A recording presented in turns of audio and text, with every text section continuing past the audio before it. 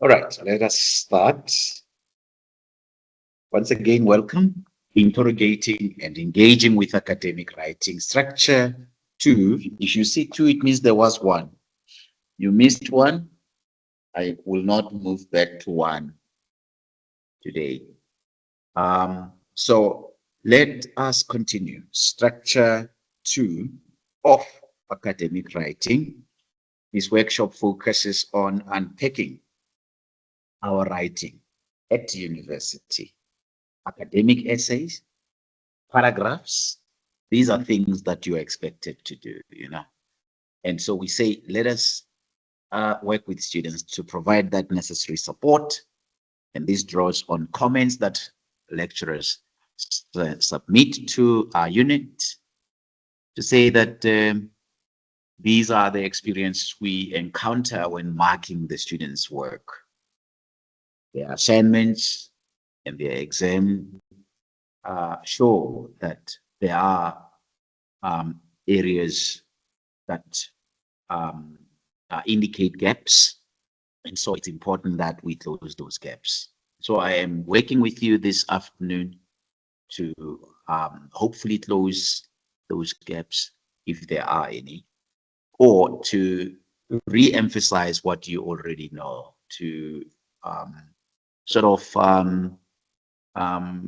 say you are on the right track with what you are doing, or you need to alter here and there and see how it would work in terms of yielding different results if different results are required. Right now, in structure 1, we focused on the features of academic writing in terms of structure, because when you're writing here, we need structure. When you're writing here, you need to know what we're using standard English variety, not the non-standard English variety to write. In other words, we need to know which features of standard English variety to be used. In fact, all features of standard English variety should be used because it is what we are using, British English, and we are, of course, spelling words in accordance with what your computer would by default be set on the British English standard in terms of spelling of those words, honor, the American spelling would be without the U, but the British spelling or South African version or variety would have the U, use the U spelling there. So these are things that students need to know. You take them for granted. That it's not content that basically, but when we read the submissions, we find that these are areas that need to be worked on in developing our workshop topics. So interrogating and engaging with academic writing is important to do research in this area so that you ultimately work on closing if there are gaps regarding structure of academic writing. It's not only the feature of your essay, if you write an essay, you want it to have structure, but not only that, you want it to use the standard English variety for writing at this level. And but also that standard would require that the language you use is formal, right? And not only formal, but it should also be discipline specific. And not only discipline specific, it should also be critical. Critical writing is important, students, but how can you write critically if you don't have structure? How can you write critically if you don't have the acceptable variety that should be used in writing, So before we get to that point of writing, we did in our very opening workshop, was focusing on reading critically. How do you distinguish a critical and a non-critical reader? What are the differences? We focused on that. Can we move our students to critical reading? But they won't move there unless they are challenged to consider their reading. You need to be challenged to consider their reading. Is their reading in accordance, or is their reading flat and just reading to state facts given on paper, or they interrogate, they ensure that their voice is heard as they evaluate the content, and they come into this reading engagement with knowledge from their lived experiences. So we did that critical reading. So we're hoping that we will move you to critical writing. But before we get you into that space, we want first to work on different aspects of academic writing, the structure, the language that we're using, and all of those basics. Then once we've covered that area, can we then say, let's make our voice critical in writing? How do we get our voice, critical voices, included in the writing work that we intend to submit as assignments or examinations? Right. So we need to say, what is academic writing? Is the writing that you are doing here at university. Features of academic writing, I've spoken about them. One, structure. Two, disciplines specific. Three, in other words, you use the terminology, or you are going to use the,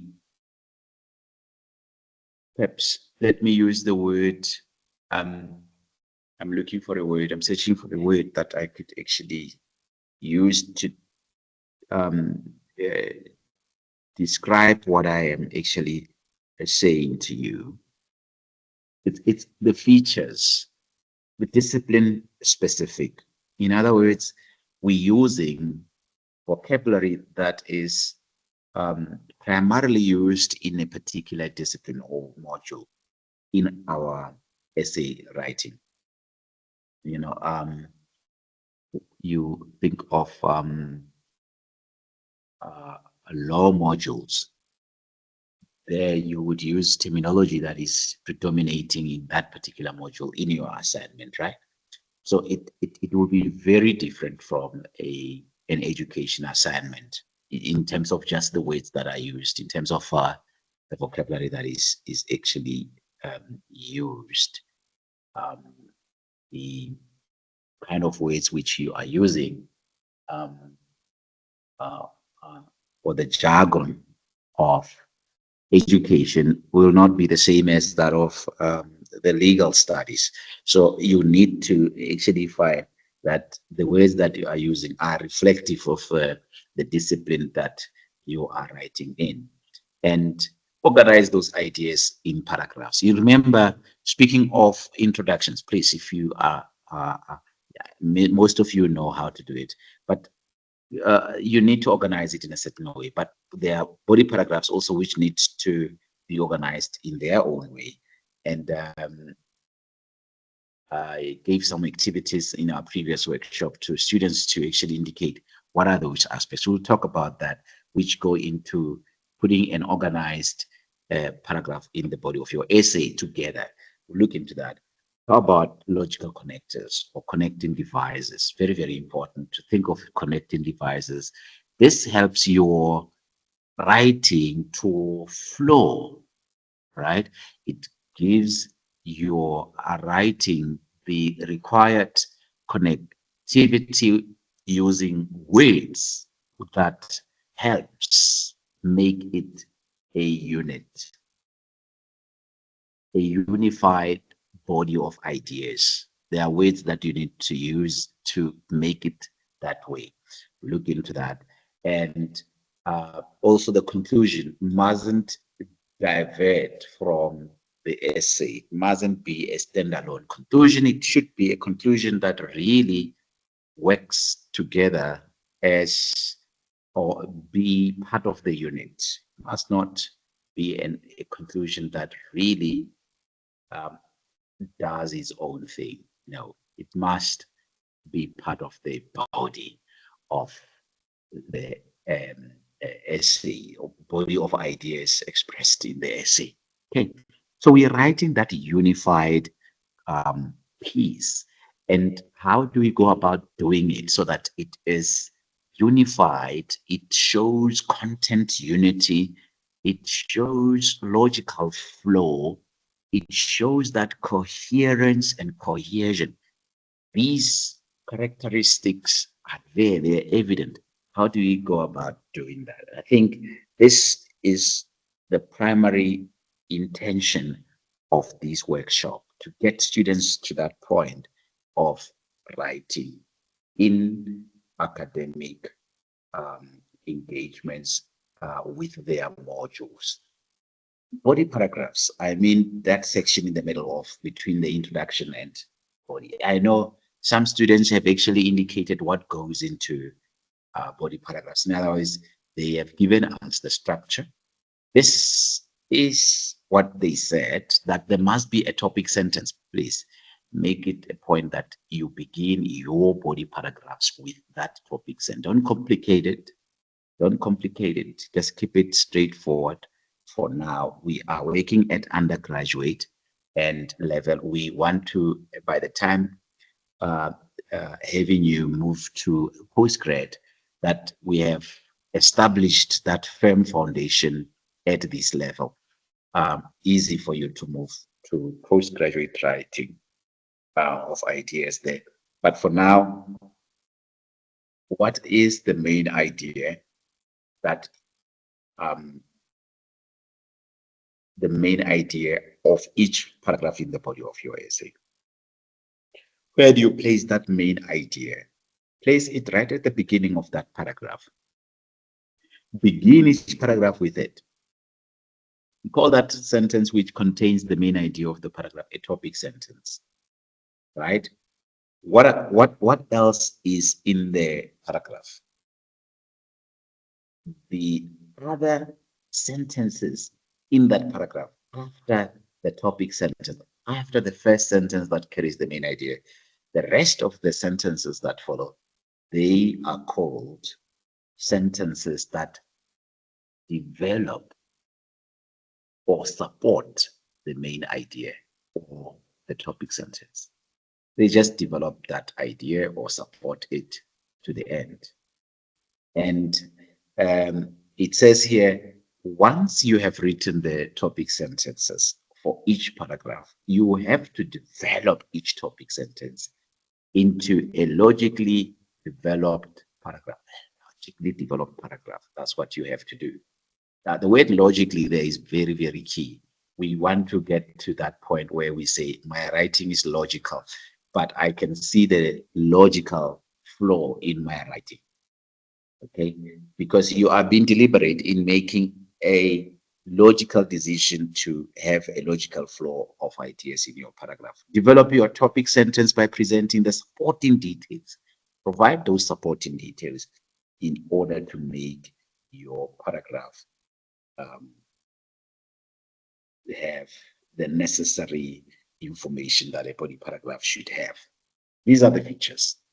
They're not simplified. They're still a bit, they're somewhere, you're likely to make a mistake if I were to leave it at this point.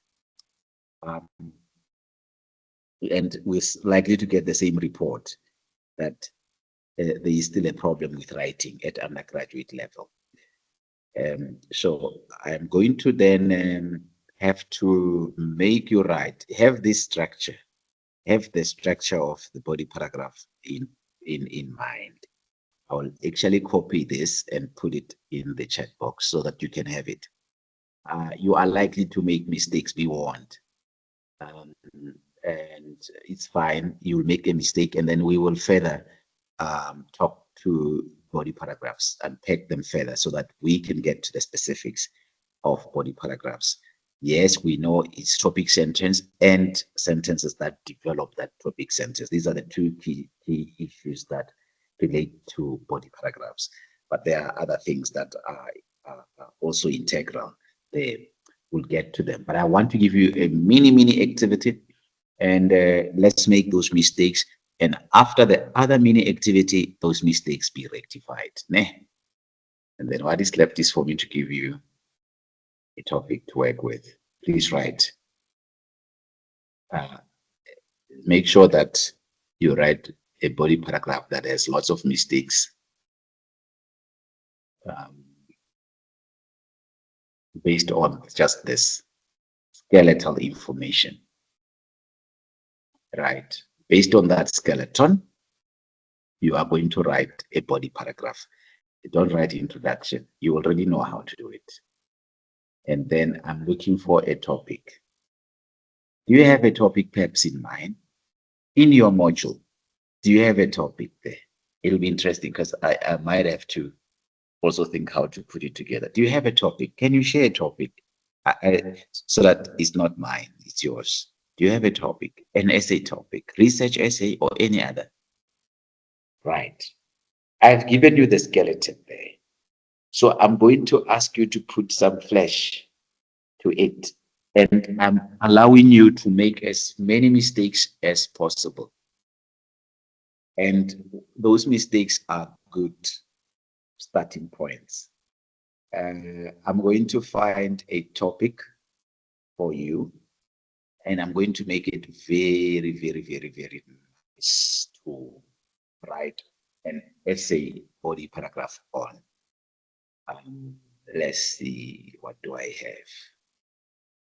Need to find one students don't have. Okay, so you write a body paragraph of an essay focusing on why death sentence is wrong. Option A. Option B, an essay body paragraph focusing on credit cards. So these are body paragraphs. Remember, there's topic sentence and there's also what?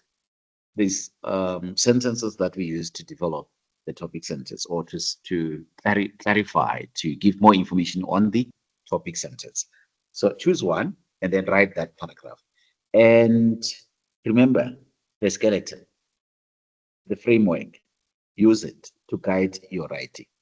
And that sentence that our country doesn't have, but other countries do, where if you commit a crime that is considered worthy of a capital punishment, they will then make that pronouncement, the judge, and then you will be killed for the crime committed. So why that sentence is wrong. Not that this is my position, it's not, but you have to write if you are agreeing that it is wrong. Indicate in the body paragraph that aspect or your position. Credit cards, again, you write a body paragraph on that. Let us read the first one, which I see by Kenzani. And which topic? Okay. Studies have shown is death penalty. Studies have constantly shown that the death sentence does not delete. Studies have constantly shown that the death sentence does not delete crime effectively than life imprisonment. First, once a person is executed, there is no opportunity for reversal of the punishment, even if new evidence emerges to prove their innocence. Furthermore, the application of death sentence is biased with racial and socio-economic evidence. Furthermore, okay. All right. So What does the student say? He says death penalty is not good. One, once a person is gone, they are not to be brought back to life, even when there's new evidence that proves the contrary to what the judge would have found about this person, because judges make mistakes. The student argues that once a person is executed, there's no opportunity to reverse if new evidence emerges to prove their innocence.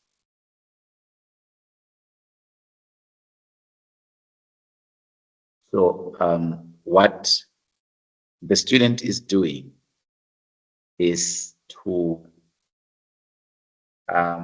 develop the position that she has taken in this paragraph, that death penalty does not reduce crime effectively. Why? The student says it doesn't, because the results of death penalty are final, despite new evidence. On the contrary. Furthermore, or in addition, death sentence is biased with racial and socioeconomic evidence. In other words, that people are judged to be guilty of crimes they haven't committed on the basis of their race or socioeconomic status. So this is the position that is used to show the ineffectiveness of death penalty by Kenzani. Okay. Do I have something from other students? I do not have anything yet.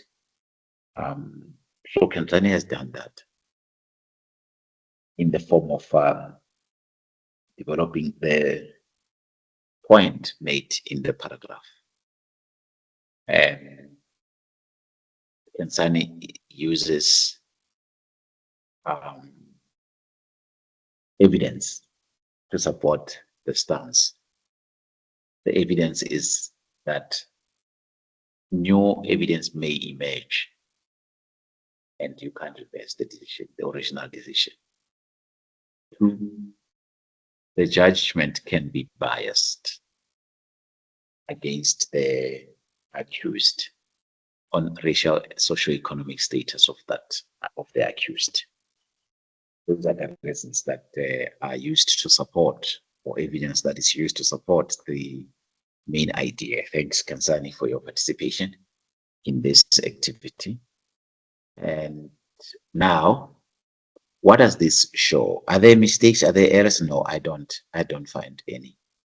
Do you find any errors, students? Maybe do you find that there's something that needs to be made clearer? On my side, not yet. Maybe let me say not yet. Okay. We will check it against certain information that I'm going to present. I would have loved to have at least 2 paragraphs so we could work with 2 paragraphs. But for now, I am assuming other students are still writing something somewhere and they will share. So where to from here? We want to get to the following things. The following things. So we have done this. We have done this, and we have an example of a paragraph written there. So there is a topic sentence and it's developed, right? Let us move forward. Let us look at the following structure. Here. Does Kenzani's body paragraph have this? Does it have a topic sentence? Does it explain or make clear, clarify the topic sentence? Does it provide evidence, statistics, findings, anecdotal or lived experiences, or evidence examples to support the topic sentence? This is the next E in PEEL. Does it have a link sentence that links what she says to or with the topic? Let's look at hers using this Hill method. Let us look at it. I'm going back to the introduction. We are going to analyze it together. Can I fiddle with it? Yes, I can. Okay, and then the second one is the E. It explains what the implications of it explains. It gives us more information on death penalty or death sentence. That is what it does. And I'm going to do something important. Is the E, where Kansani clarifies death sentence for us, the readers. Then this one here is the L, where Kansani, not the L, it is the evidence, where Kansani gives us evidence concerning death sentence. The evidence, or rather the examples, not evidence, where it doesn't work very well, or how it doesn't work very well. That's working on something. You will see what I'm doing soon. I'm doing something very interesting with Kansani's work.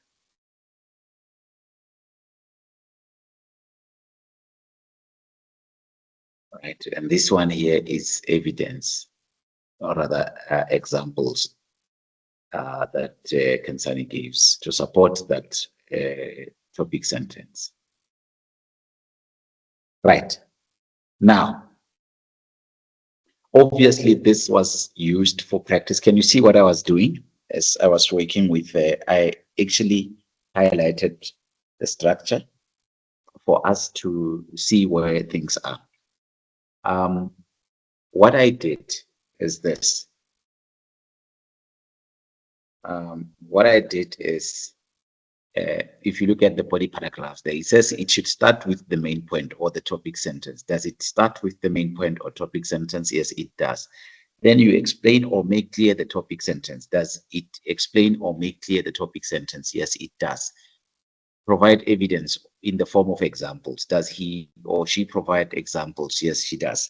Does she have the link sentence, which is the last word, the last sentence that link with the topic, content with the topic, or addresses the topic?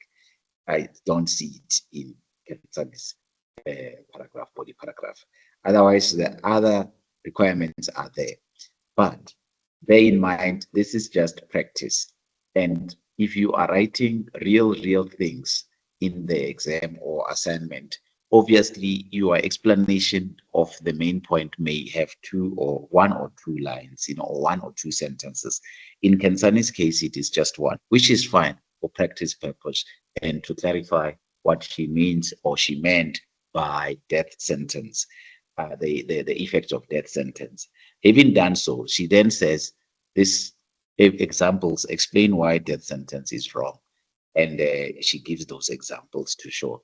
Now, you can use statistics, you can use examples, you can use your lived experience. In other words, draw on what you have observed as a person in communities around you or in your country, or what you have read elsewhere in other about some situations in other countries regarding death sentence. So you give that. So for illustration purpose, it's fine if you have one example given, but for an essay in an examination or in an assignment situation, you'd want to write even more, because if you look at the paragraph, it's short, but for practice, it's effective, it works, it achieves the desired result. However, it doesn't have the link sentence, which addresses the topic as such. It leaves the topic open, rather it leaves the paragraph very open and not coming to a close. And it needs to come to the point where the last sentence addresses, it shows that indeed this paragraph information does address the topic that is given. You need a sentence like that. It is missing in this instance. Let's look at it again. We see there that this P is highlighted, which is the main point or the topic sentence. It is, studies have shown that the death sentence does not delete crime effectively than life imprisonment. So that is the main idea. That the main idea, it doesn't work as effectively. Now, what does she say in explaining that topic sentence? She says, once a person is executed, there is no opportunity to reverse that the punishment, even when new evidence is found. So it's explaining the harsh reality of death sentence, or yes, harsh reality concerning death sentence that is final and you can't reverse it. This is what death sentence is about. It's explaining it to make clear that we understand what death sentence is. It's final, it's irreversible. This is what the explanation, to make clear the point that is making in the paragraph. And lastly, the student Kensani writes, give us evidence in the form of examples which supports the main point or the topic sentence that the death sentence is wrong. And the example that he gives in the form of evidence is that its application or the application of death sentence is bias. It's evidence. There is bias. In fact, you can support this point or this evidence, or rather this example, with some research or some give some citations to support this if you were to do academic writing, which is evidence-based. But we are doing practice exercise here, and thus we could not use citations. But this is a good example that you give to support your stance, or your rather your topic sentence, as Kansani has done. Will it be the only evidence given? No, multiple ways to give evidence. I said, look at that slide. How do we give evidence to support the topic sentence? Evidence in the form of anecdotals, evidence in the form of statistics, evidence in the form of examples. There you read it in the slide before you. But the link is not there, it's missing. If you look at that slide, it says that there must be a link sentence at the end which addresses the topic, but it is not there. Ideally, the practice would have worked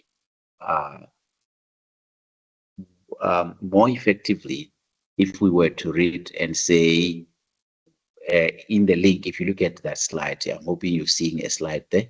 If you look at the L here, the last sentence, it says, we need, therefore, and remember, this is just for practice. We would not write we need in academic writing. We avoid that. We need, therefore, to cater for the possibility that criminals could be innocent by allowing them to leave in case new evidence should come to light. All right, this links with the wrongfulness of death sentence because it is final, and should new evidence emerge, then you cannot do anything. You've made a mistake that is not reversible. So that last sentence does link nicely with the topic of the topic sentence of the paragraph, or the addressing the essay topic itself, right? So you always have to have peel. Your paragraphs must be peeling. You explain the point, you give evidence to support the point, and then you link this information showing how it addresses the topic at hand, or how it answers the topic question. Okay, so you do that.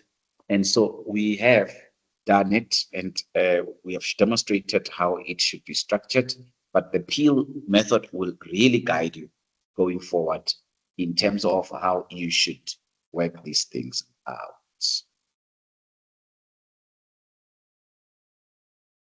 Next slide. Let's work on this. A paragraph sequencing. Remember, Kensani's paragraph is nicely sequenced. It's peeling. It's following or it's using the peel method. So it's well written, it's good, it's fine, it's fantastic. It just lacks the L at the end. But then let's do some practice work where we sort of rearrange the sentences A, B, C, D, E in the correct order. The order that is given in the slide is not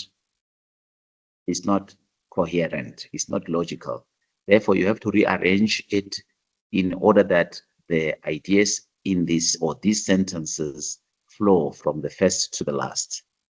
In other words, this paragraph that you see is written in a manner that is mixed up in terms of the sentence arrangement or sequencing of sentences. So you need to now rearrange it into the correct sequence. Understood? This will guide you further or re-emphasize further peel method. Starting with the main point, there is the main point or there is a topic sentence here.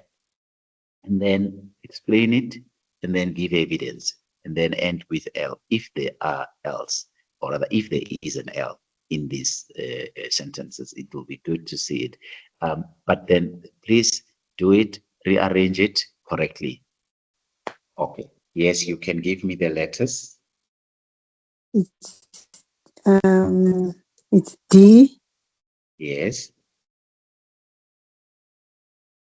Yeah. C. Yes.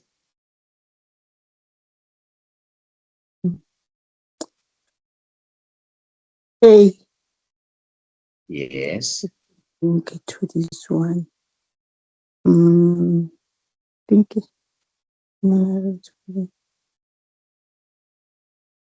I think E. Or B. Yes. B. E or E. B. This. I think it's E then B. Then B. The last one is B. Thank you very much. Thank you very much. DCAEB. There you go. It's in the series answer. DCAEB. All right. So what we have is that answer, and I look at what the students have written, and I find that the sequencing is definitely D. D is surely we must start with D. According to the students, we must start with D. And what does D say? It says one serious concern in the UK is the falling levels of physical activity. In fact, the falling levels of physical activity is the topic sentence, is the main idea in the sentence, in the topic sentence. Falling levels of. So what is these falling levels of physical activity? All right. And what explanation can be given to make the falling levels of physical activity clearer to the reader? And then from there, what evidence can be given, or statistics or examples can be given to prove or to develop the falling levels of physical activity? And then we link with the topic. Then let's look at evidence that is given. Okay, so D is fine. Everyone seems to say D. Yeah, all students say D. I agree with them. And then the next one is C. Let's go to C. See what is there. And C says jobs themselves have become less physical. Is this not explaining the falling levels of physical activity? It's explaining, it's making clear why there is falling levels of physical activity. The reader is not left to guessing what the falling levels of physical activity is. That main idea is explained so that the reader is aware what the writer means by falling levels of physical activity. The writer says the falling levels of physical activity that he writes about or she writes about is based on the reduced physical activities that people do at their job places, right? It says jobs themselves have become less physical. People are more likely to take the lift than walk the stairs. And the adults and children are more likely to travel to work or school by car than to walk or bicycle. You see, this speaks to the falling levels of physical. It explains the meaning of physical, the falling levels of physical activity. So the E is there, right? Then we go to the next one, which is um, which is the A. And let us see. Kansani says B, and then Sindisiwe says it's an A. So Sindisiwe's answer is very accurate. Let us look at A. Does it further explain the falling levels of physical activity, or does it give evidence of falling levels of physical activity in the sense of, in the form of statistics, etc.? Let us look at that. What we see in the next sentence, which we said is A, do we have stats there? Yes. It says in the UK, the distance, this is statistics. This is evidence, right? In the UK, the distance walked per year by each individual has fallen from 410 kilometers a year in 1975 to 1976 to 323 kilometers a year in 2006. These numbers prove or support the falling levels of physical activity. You see that? This is evidence. So what is missing is the citation. And we're not focusing on citations or referencing in this workshop. We will in future workshops. All right? So we've covered that area. Nicely so.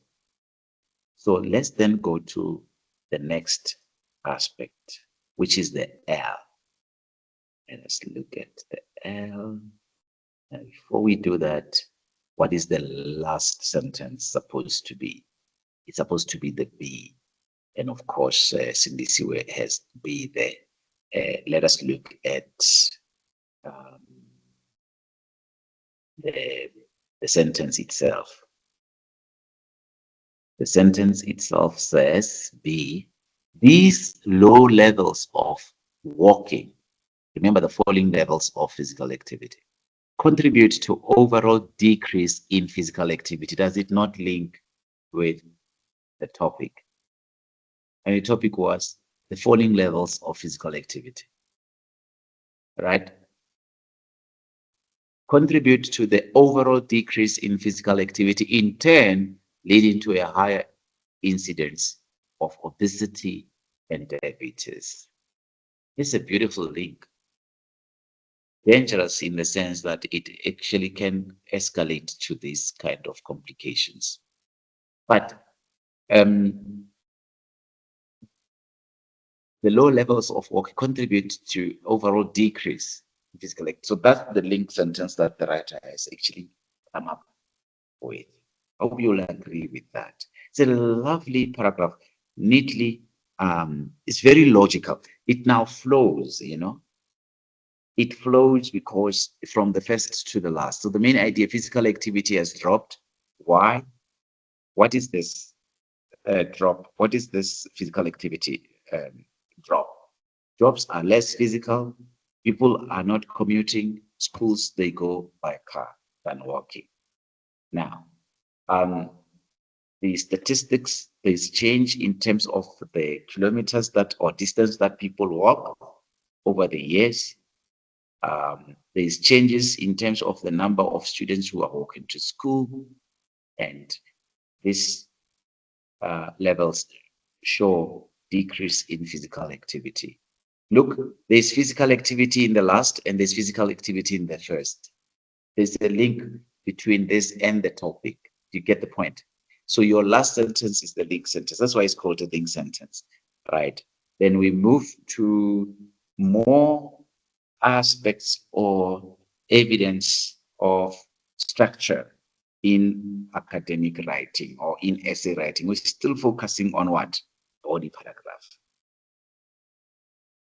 Now, a body paragraph, and I like this, I'm going to draw your attention to Kansani's paragraph.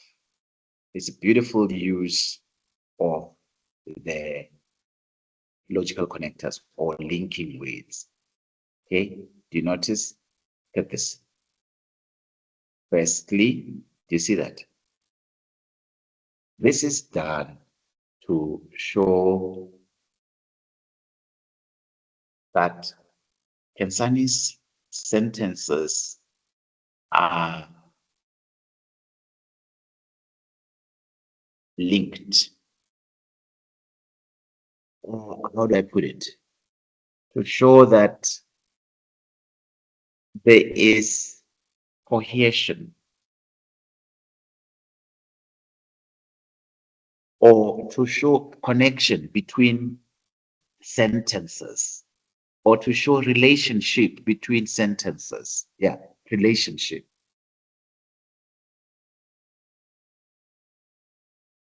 She shows that relationship by starting with the first point, which relates to the topic. And also, this relationship is shown by the use of more logical connectors. Look at this. Furthermore, why? To show the relationship that these sentences, they are related. To show the relationship between sentences, that this one here, it adds. Then the firstly one is to show is the first point that supports the topic sentence. You see the relationship between these sentences and the topic sentence? It is shown by the logical connectors or the link words. And thanks, Kansani, for using this. And let me go back to the paragraphs, the other paragraphs. Okay, this is still, it's pre-sequenced, it's pre-structured. But I want you to see, I want you to see this. Look at this. This pronoun here, this, is it not showing a relationship between B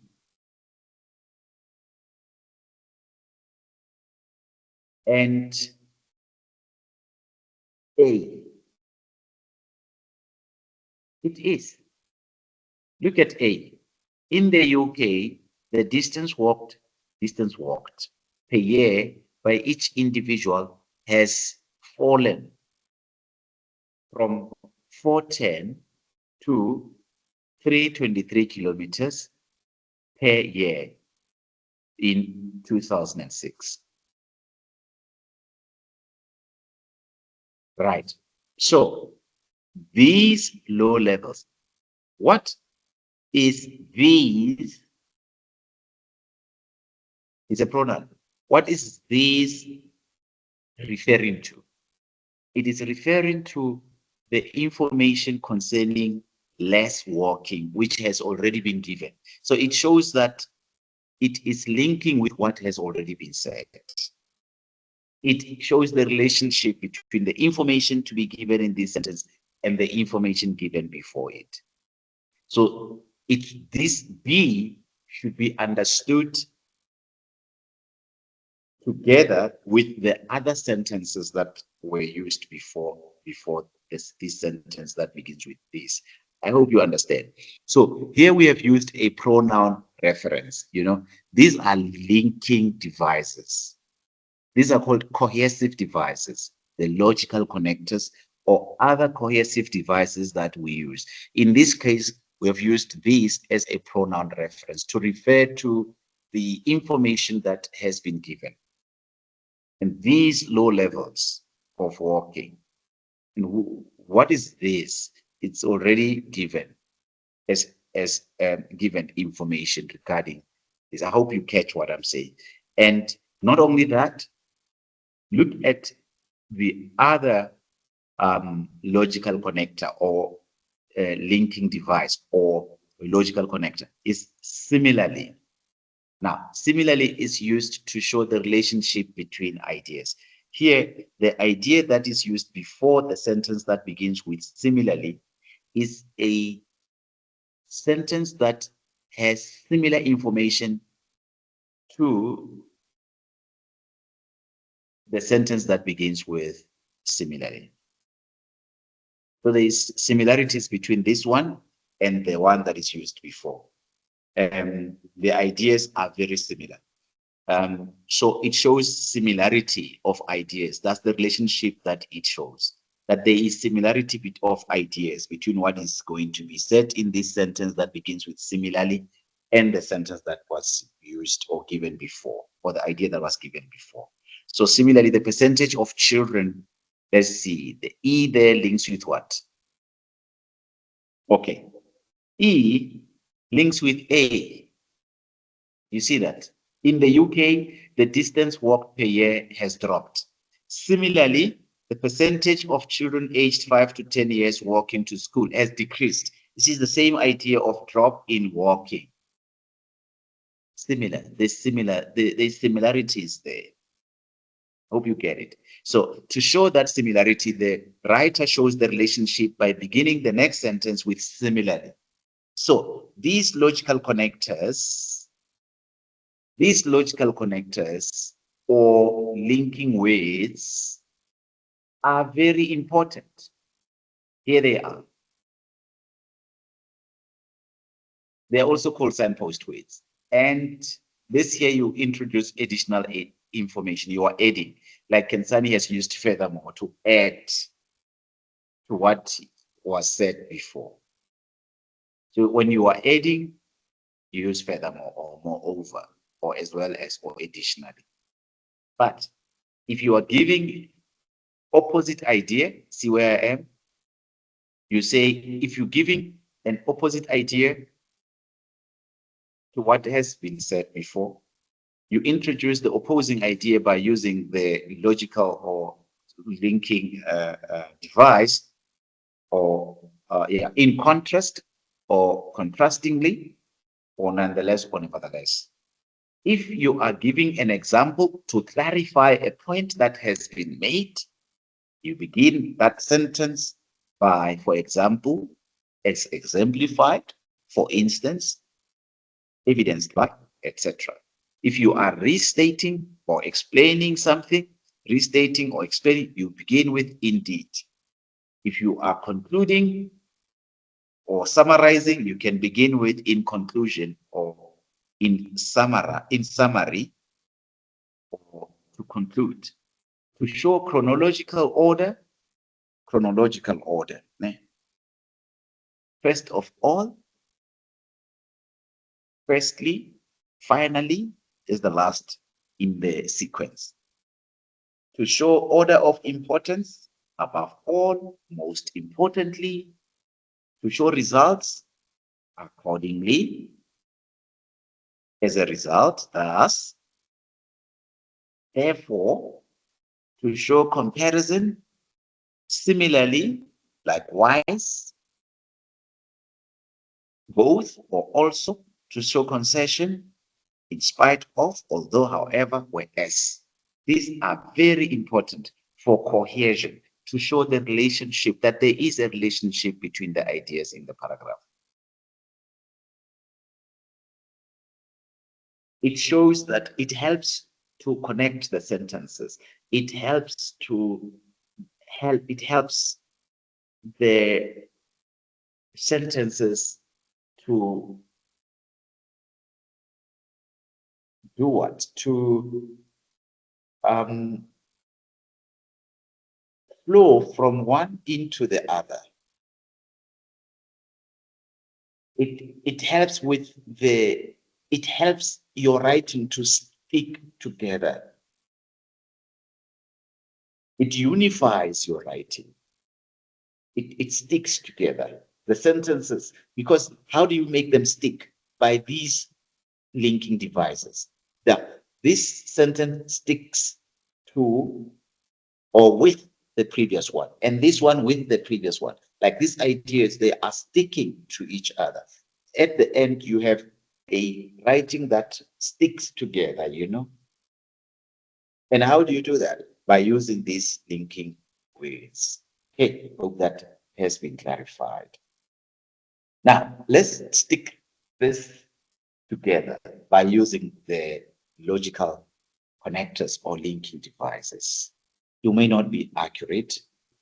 So you have that to help you. If it will help, can use some ideas there. And now what you're doing is this. You are basically, this paragraph, it is coherent, but it lacks cohesion because it doesn't have the words that help it to stick together. It doesn't have the words that help it to show the relationship between the ideas, you know. Those words are the linking or rather the linking words or logical connectors. So find them. Some may not be here in the slide that I have shared in the chat box. They may be words linking devices that are entirely not there, but they are still linking devices because that list is not exhaustive. So use what you can and use others using your own knowledge.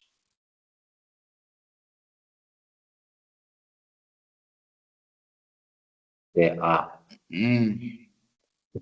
limitations to this study. The study population was only representative of the visitors questioned on the day survey. Findings should be treated with caution when applying them to the general population. Most participants reported improvement to self-esteem and mood. This effect was fairly small. The sampling method may have led to some bias. The study only included those people choosing to visit the sites and did not include the views of those who chose not to visit. Other factors, the weather, temperature, amount of vegetation, or colors may all affect the experience. Now, this is the solution. There are, however, limitations to this study. First, the study population was the only representative of the visitors questioned on the days surveyed. Therefore, findings should be treated with caution when applying them to the general population. Secondly, although most participants reported improvement to self-esteem and mood, this effect was fairly small. The sampling method may also have led to the bias because the study only included those people choosing to visit the sites and did not include the views of those who chose not to visit. Finally, other factors such as the weather, temperature, amount of vegetation, or colors may all affect the experience. Now, this is the most difficult exercise. I just cannot explain the level of difficulty here because it's not easy to do this. It all depends on, because when you're doing this, you don't see the relationship, because the relationship between the sentences, because we have removed the ways that show the relationship. So working out how the second sentence relates to the first or the previous sentence is difficult, because they have actually removed all of that. And putting them back, you don't know actually what the sense of this paragraph could be. So you are relying entirely on guesswork. And what makes sense to you may not really make sense to the next person. So it's one of the most difficult. But the idea is these logical connectors, they show relationship. And the relationship is essential in the paragraph sticking together, unifying the ideas in the paragraph. That is what we wanted to accomplish by this exercise. So thanks for your participation. So that is the solution slide. And academic writing is structured. Now, having done this with us in this workshop, can you now explain the main idea in a sentence? Okay, wait a minute, I'm not reading correctly. Academic writing is structured. Have I explained my main idea? When you write a paragraph, have I explained my main idea in a sentence near the beginning of the paragraph? Say yes or no. When you're writing that paragraph in the body of your essay, have you done that? Have I organized supporting evidence? Okay. Have I organized supporting sentences in a logical order? Okay. Remember, ordering or sequencing the sentence activity with your own paragraph are the ideas flowing from the first to the last? Have I used linking words or phrases to show the relationships between ideas?